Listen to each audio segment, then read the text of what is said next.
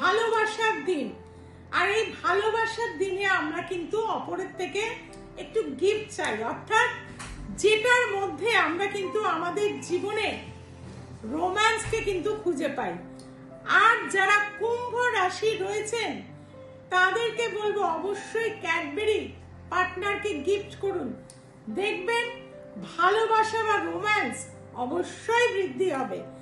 যারা মীন রাশি রয়েছেন তাদেরকে বলবো অবশ্যই আপনারা যদি একটা ব্যান্ড নিজেদের সুন্দর নাম দিয়ে বানিয়ে পার্টনারকে দিতে পারেন, তাহলে কিন্তু আপনি বা আপনার পার্টনারদের রিলেশন কিন্তু দারুণভাবে সাকসেস হয়ে যাবে। কাজেই বন্ধুরা করুন আর ভালোবাসায় একদম ডুবে যান।